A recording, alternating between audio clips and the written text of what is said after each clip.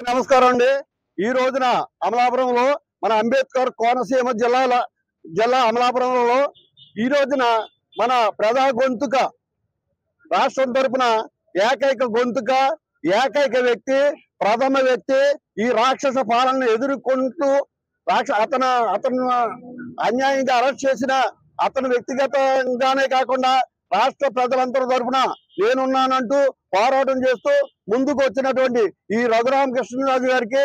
ప్రజా గొంతుకైనటువంటి మన రాష్ట్ర ప్రజల తరపున మాట్లాడే విధంగా రేపొద్దున పార్లమెంట్కి వెళ్లే విధంగా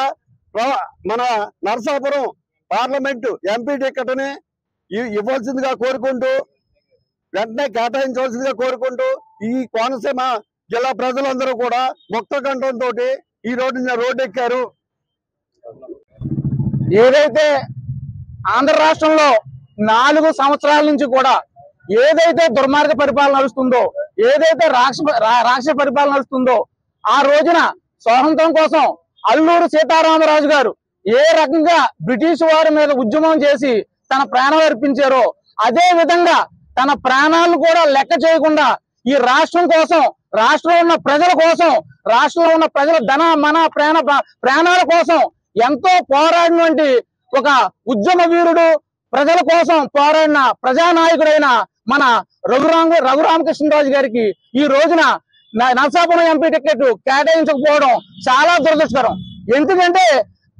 ప్రజల కోసం పోరాడి యోధులు గాని, ప్రజా ఉద్యమంలో ఉండే నాయకులు గాని పుడతాం అన్నది చాలా అరుదు। అందులో ప్రజల కోసం పోరాడి ఇలాంటి ఉద్యమ నాయకుడికి రేపొద్దున్న మన ప్రజల తరపున చట్టసభల్లో మన రాష్ట్రం కోసం పార్లమెంట్ లో గొంతు వినిపించకుండా గొంతు నొక్కేయడం అనేది చాలా దురదృష్టకరం। అందుకని వెంటనే మేము అంబేద్కర్ కోనసీమ జిల్లా త్రిపుర గారి అభిమానులు అందరం కూడా ఈ రోజున కోరుకునేది ఏంటంటే,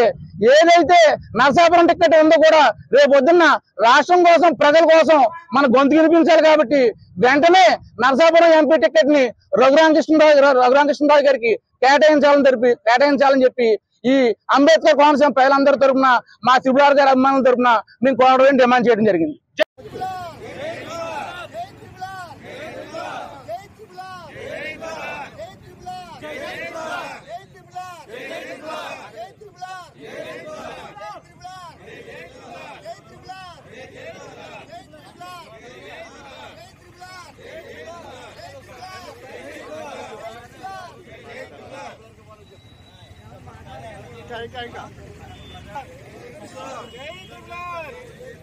జై త్రిపుర